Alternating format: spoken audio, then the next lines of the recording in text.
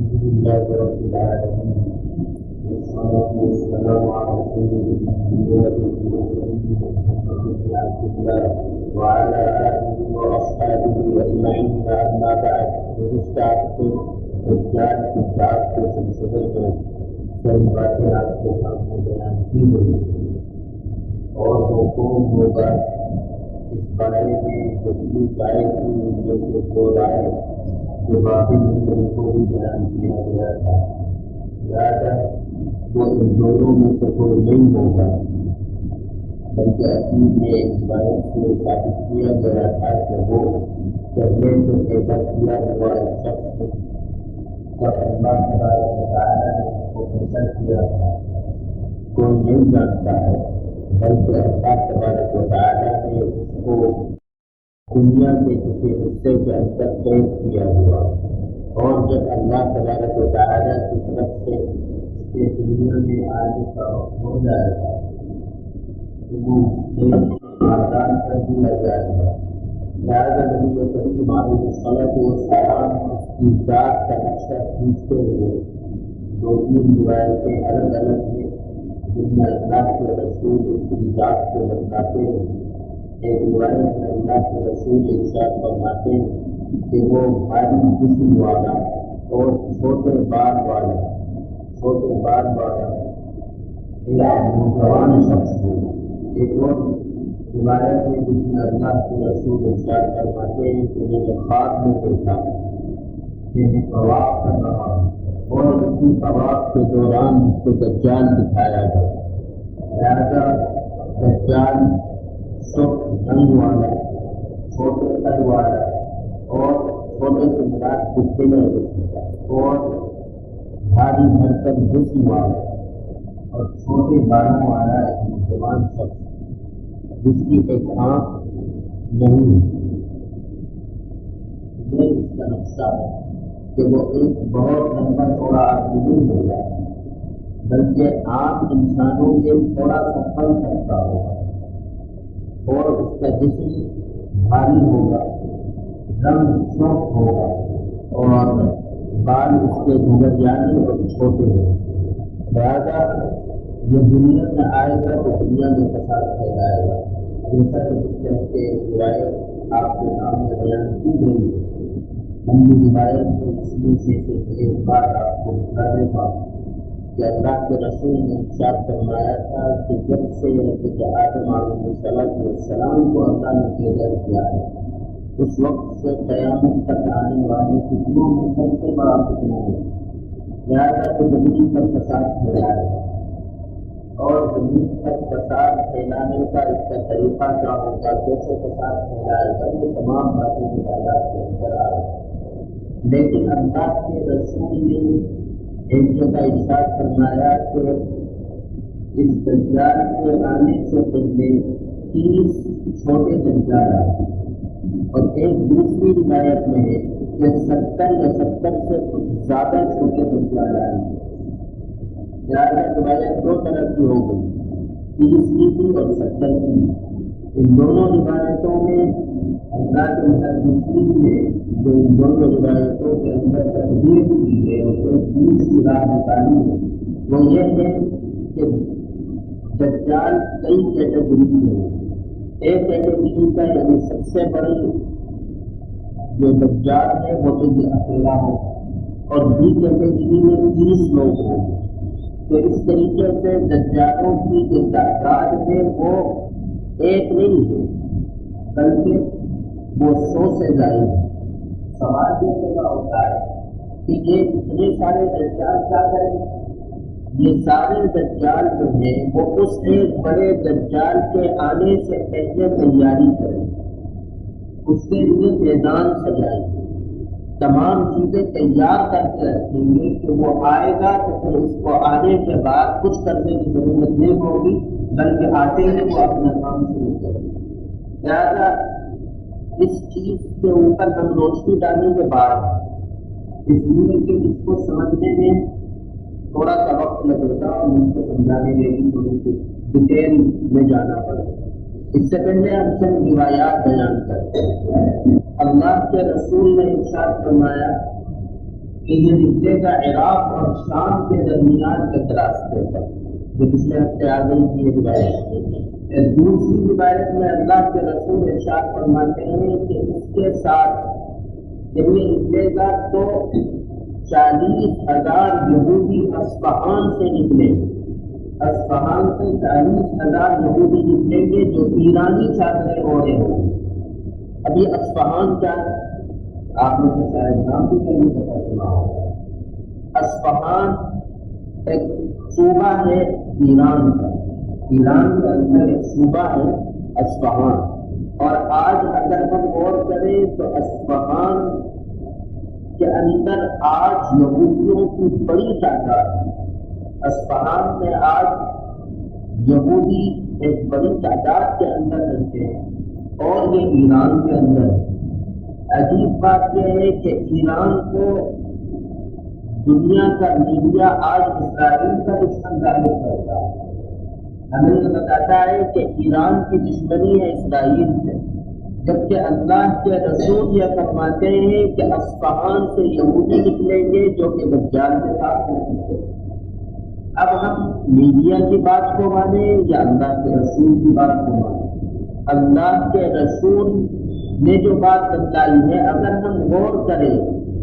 تو ایسا محسوس ہوتا ہے کہ ہمیں بیوقوف بنایا جا رہا ہے۔ سچائی یہ ہے کہ ایران اسرائیل کا کے باقی رہنے کے لیے سبب بنا ہوا، اس کا محافظ سب سے بڑا ایران ہے، لیکن مسلمان ہے کہ آج وہ ایران کو مسلمانوں کا ایک قائد ملک کی حیثیت سے دیکھتے ہیں۔ پھر اس موضوع پر بات آگے کریں گے۔ میں بتلا رہا تھا کہ اللہ کے رسول نے کہ فرمایا کہ اصفہان سے 40,000 یہودی نکلیں گے جو اسلام کے ساتھ ہیں۔ دوسری روایت میں اللہ کے رسول ارشاد فرماتے ہیں کہ دجال کے ساتھ روٹی کا اور غلے کا پہاڑ چلے گا اور پانی کی نہر چلے گی، یعنی اس کے ساتھ چلے گا، اور وہ جس کو چاہے گا اس کو اس میں سے کھانے اور پینے کا سامان دے گا، جس کو چاہے گا اس کو محروم کر دے گا۔ اسی طرح ایک اور روایت میں اللہ کے رسول ارشاد فرماتے ہیں کہ اس کے ساتھ آگ اور پانی کا دریا ہوگا، جو اس کے دریا سے پانی پیے گا وہ جہنم کا اور آگ کا مستحق ہو جائے گا، اور جو اس کی آگ میں ڈالا جائے گا وہ اللہ کے ہاں جنت کا مستحق ہو جائے گا۔ اسی طرح ایک اور روایت میں اللہ کے رسول ارشاد فرماتے ہیں کہ جنات اور شیاطین اس کے مددگار ہوں گے، کہ ایک آدمی سے وہ یہ کہے گا کہ اگر میں تیرے ماں باپ کو زندہ کر دوں جو کہ پہلے مر چکے ہیں، اور وہ اپنی قبر سے نکل کر یہ کہتے کہ میں تیرا رب ہوں، تو کیا تو ایمان لے آئے گا؟ وہ کہے گا کہ ہاں میں ایمان لے آؤں گا۔ تو اللہ کے رسول ارشاد فرماتے ہیں کہ اس کے شیاطین اس کے ماں باپ کی شکل و صورت میں کھڑے ہوں گے اور اس سے کہیں گے کہ اے میرے بیٹے یہ تمہارا رب ہے، لہٰذا تم اس کے اوپر ایمان لے آؤ۔ اسی طرح اللہ کے رسول ارشاد فرماتے ہیں، صحابہ کرام نے ان سے پوچھا کہ یا رسول اللہ کو دنیا زمین کے اوپر کیسے چلے گا؟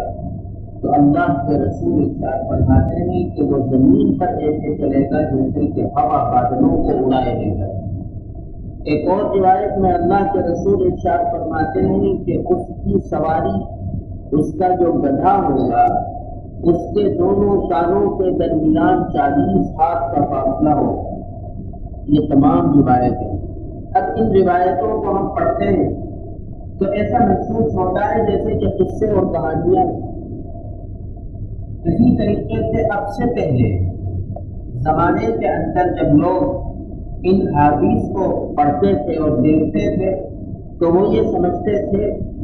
کہ یہ اللہ تبارک و تعالیٰ کے اوپر ایمان لے آتے ہیں، جیسے اللہ کے رسول نے کہا میں صحیح ٹھیک ہے، لیکن یہ ہوگا کیسا ہم اس کو نہیں سمجھتے۔ لیکن آج کے دور میں ان تمام چیزوں کو سمجھنا بڑا آسان ہے، اس لیے کہ آج جس طریقے سے ٹیکنالوجی نے ترقی کی ہے اور یہ سائنس ترقی کرنے کے بعد جس شکل میں آج ہمارے سامنے موجود ہے، اگر ہم ان تمام چیزوں پر غور کریں تو یہ تمام چیزیں ہماری سمجھنے کو آسانی سے آ جائیں۔ اللہ کے رسول نے سب سے پہلے حدیث میں میں نے آپ کے سامنے بیان کی تھی، اس کے اندر یہ فرمایا تھا کہ اصفہان سے 40,000 یہودی نکلے گی، لیکن اس حدیث کے اوپر ہم سب سے اخیر میں بات کریں گے۔ اس سے پہلے ہم بات کریں گے دوسرے نمبر کی حدیث میں، جس میں اللہ کے رسول نے یہ فرمایا ہے کہ اس کے ساتھ روٹی کا اور غلوں کا پہاڑ چلے گا اور پانی کا دریا چلے گا۔ کیا ایسا ممکن ہے کہ کوئی آدمی چلے اور اس کے ساتھ کھانے پینے کا سامان اتنی ڈھیر کی شکل میں کہ وہ پہاڑ سا نظر آنے لگے اس کے ساتھ ساتھ چلے؟ ایسا ممکن ہے؟ بالکل ممکن ہے۔ کیسے ممکن ہے وہ میں آپ کو بتاتا ہوں۔ یہ جو مال و دولت ہے، یہ مال و دولت سبب بنتا ہے کھانے اور پینے کا۔ آپ کو بھوک لگی، آپ کو کھانا کھانا ہے تو آپ کھانا کیسے کھائیں گے؟ آپ کی جیب میں جو پیسہ ہے اس کو خرچ کریں گے تو کھانا کھائیں گے۔ یعنی کھانے پینے کا جو سامان ہے وہ کیسے حاصل ہوتا ہے؟ مال و دولت سے۔ اور مال و دولت کیا ہے؟ مال و دولت اصل میں سونا ہے پہلے نمبر، چاندی ہے، جانور ہے، زمین ہے اور گھر بار ہے۔ یہ کیا ہے؟ یہ مال و دولت۔ سونا اور چاندی تو بالذات مال ہے، لیکن جانور ہے، یا آج کل جانور کے ساتھ ساتھ سواری کو بھی آپ اس میں شامل کر لیجیے۔ آپ کی موٹر سائیکل ہے، آپ کی گاڑی، یہ بالذات مال نہیں ہے، یہ خود مال نہیں ہے، لیکن ان کے ذریعے سے مال حاصل ہو جاتا ہے۔ آپ کے پاس کوئی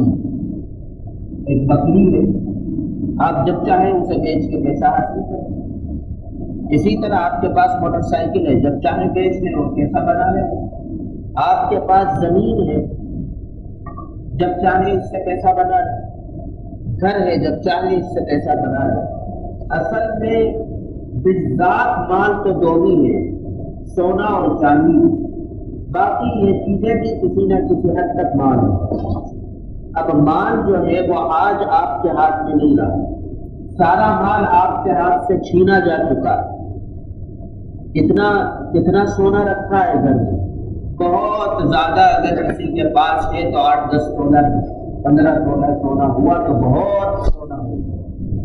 ورنہ پرانے زمانے میں تو دیگوں کی دیگیں لوگ رکھتے تھے، آپ نے سنا ہوگا۔ بلکہ پرانے زمانے کے اندر یہی مال ہوتا تھا۔ عربی کے اندر 2 سکے چلا کرتے تھے، ایک کو دینار کہا جاتا تھا اور ایک کو درہم کہا جاتا تھا۔ دینار ایک سکہ ہوتا تھا جو کہ سونے سے بنا ہوتا تھا، یہ سب سے مہنگا سکہ ہوتا تھا دینار، اور درہم جو ہوتا تھا وہ چاندی سے بنا ہوتا تھا، اس کی قیمت کم ہوتی۔ لہذا سونا اور چاندی ہی مال تھا، اور سونے اور چاندی سے ہی خریداریاں ہوا کرتی۔ انسان اپنی زندگی کو سونے اور چاندی کے بل پر ہی گزارتا تھا، آج بھی اسی بل پر گزارتا ہے، لیکن بتلاؤں گا کہ اس کو کیسے قبضے میں لیا گیا اور کیسے لوگوں کو بے وقوف بنایا گیا۔ ہمارے ہاں ہندوستان کے اندر ان کو اشرفی کہا جاتا ہے، سونے کی اشرفی یا چاندی کی اشرفی، یہ ان سونے اور چاندی کے سکوں کے نام ہے، لیکن آج تو یہ ہم میں سے کسی نے دیکھی بھی نہیں ہے، اس لیے کہ یہ سارا مال پوری دنیا کے اندر سے سمیٹ لیا گیا ہے، ایک خاص جگہ جمع کر دیا گیا۔ اب یہ کسی کے پاس نہیں ہے، نہ رہ سکتا ہے، بلکہ اس کو رکھنا جرم قرار دیا گیا ہے۔ اگر کوئی سونے اور چاندی کو رکھے گا تو وہ مجرم مانا جائے گا، سزا کا مستحق ہوگا، اور آپ اس کے پیچھے اسباب دیکھیں گے تو بڑے خوبصورت اسباب آپ کو دکھائے جائیں گے کہ یہ سب کام آپ کے فائدے کے لیے کیا ہے، لیکن سچائی یہ ہے کہ یہ فائدے کے لیے نہیں کیا گیا ہے، بلکہ آپ کو مجبور محض بنانے کے لیے اس کام کو کیا گیا۔ لہذا ہم اس کی تاریخ کو دیکھتے ہیں، اس کی تاریخ کو جب ہم دیکھتے ہیں تو آپ نے دنیا کے اندر ایک انقلاب پیدا ہوا تھا 1095 عیسوی، 1095 عیسوی کے اندر، یعنی اب سے تقریباً 1100 سال پہلے 1095 عیسوی کے اندر فلسطین مسلمانوں کے ہاتھ سے نکل گیا تھا اور عیسائیوں کے قبضے میں چلا گیا۔ جس دور میں فلسطین پر عیسائیوں کا قبضہ ہوا، صرف فلسطین پر ان کا عیسائیوں کا، یورپ کے لوگوں کا قبضہ ہوا، باقی عرب کا آس پاس کا علاقہ مسلمانوں ہی کے قبضے میں تھا۔ تو یورپ سے جو ان کے پلگرمس آتے تھے، جو ان کے عبادت کرنے کے لیے وہاں سے لوگ آیا کرتے تھے، ان کو راستے میں خطرات تھے مسلمانوں سے۔ اور یہ بات ہے، ہر معاشرے میں ہر قسم کے لوگ ہوتے ہیں، چور ڈاکو مسلمانوں میں بھی ہوتے تھے، لہٰذا ان کے قافلے بھی لٹتے تھے۔ تو انہوں نے اس وقت 1114 کے اندر ایک جماعت بنائی،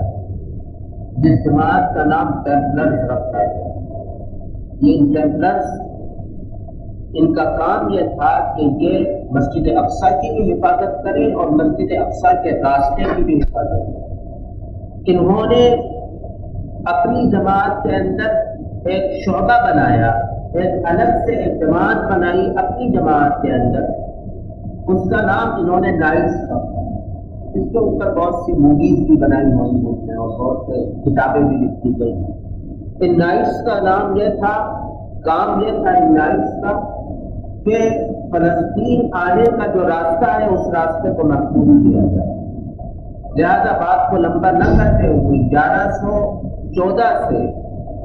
1138 تک یہ ٹیمپلرز پورا کا پورا ہائی جیک ہو گئے۔ اس کو ہائی جیک کر لیا یہودیوں نے۔ میں اس کی پوری ڈیٹیل بتاؤں گا تو وقت بہت ہے، لہذا کہ ان کے قبضے عیسائیوں کے قبضے سے نکل گیا اور یہ چلا گیا یہودیوں کے قبضے، اور اس کو پھر لیڈ کرنا شروع کیا یہودیوں، اور پھر اس کے ذریعے سے انہوں نے ظلم و زیادتیاں شروع کی۔ آخر کار سن 1190 کے قریب سلطان صلاح الدین ایوبی رحمۃ اللہ علیہ نے فلسطین کو دوبارہ اپنے قبضے میں لے لیا، اور پھر مسجد اقصیٰ اور فلسطین تو واپس مسلمانوں کے قبضے میں آ گیا۔ یہ لوگ یورپ کی طرف لوٹ گئے، یہ جماعت پھر بھی باقی رہی، اور یہ جماعت باقی رہ کر کام کرتی رہی۔ کیسے کام کرتی رہی اس کے اوپر انشاءاللہ اگلے ہفتے بات ہوگی۔ اللہ تبارک و تعالی ہم تمام کو سازشیوں کی سازشوں کو سمجھنے کی توفیق عطا فرمائے۔ وآخر دعوانا الحمد للہ رب العالمین۔